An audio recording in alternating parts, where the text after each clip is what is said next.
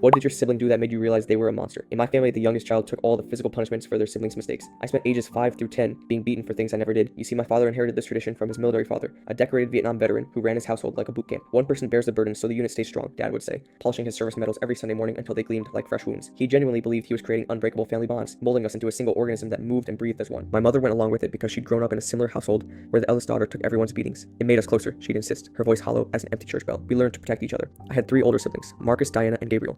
They were good kids once, but knowing I'd take their punishments transformed them into something else. Marcus started skipping school, then progressed to shoplifting. Diana would steal mom's jewelry and sell it for concert tickets. Gabriel would fail tests on purpose, drawing obscene pictures instead of answering questions. During family meetings, they'd look at me with that toxic mixture of guilt and relief swimming in their eyes as Dad reached for his belt, the lather cracking like a whip in the silent room. The rule was simple but savage. Every Sunday night at exactly 7 p.m., we had accountability hour. The living room furniture would be pushed against the walls, creating an arena. Dad would list that week's infractions while I stood in the center, barefoot on the cold hardwood floor, wearing only a thin tank top and shorts so the belt would teach its lesson properly. 1 strike for every missed curfew, 5 for every failed test, 10 for any disrespect. The beating continued until Dad felt family honor was restored, his face red with righteous fury, veins pulsing in his temple like worms under skin. My siblings had to watch. That was part of it, teaching them through my pain. They'd sit on the couch in age order, hands folded in their laps, eyes forward. Mom would count the strikes out loud to make sure Dad didn't go over the prescribed amount. 1 for Marcus's tardiness, 2, 3, 4 for Diana's backtalk, 5, 6, as if her arithmetic made it medicine instead of torture. By age 7, I developed a constant flinch. My body perpetually braced for impact. Teachers noticed, but Dad was a respected police officer, with commendations covering his office wall. Who'd believe me? I kept a hidden calendar under my mattress, marking which sibling caused each scar with colored pencils.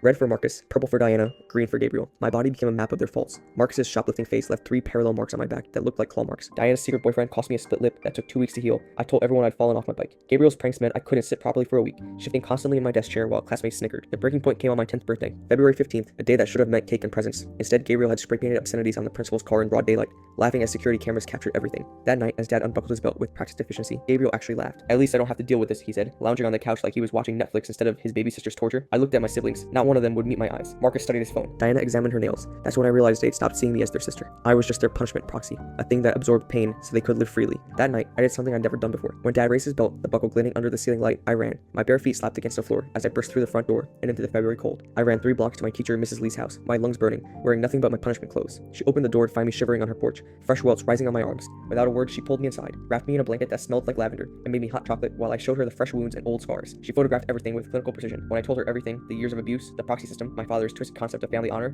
she called CPS immediately. But she was smart enough to know the system. We need more than your word against a cop, she said, her kind eyes hard with determination. We need evidence they can't ignore or explain away. So we got creative. Mrs. Lee gave me a tiny voice recorder, no bigger than a USB drive, to hide in my sock. For 3 weeks, I became a spy in my own home. I documented everything. Dad's rants about family honor and military discipline. Mom counting strikes out loud like some sick lullaby. My siblings discussing whose turn it was to mess up next. I even recorded Gabriel asking Marcus, think she'll cry this time? She didn't last week. Maybe Dad's going soft. But when CPS showed up, Dad was ready. Full story on channel. Link below.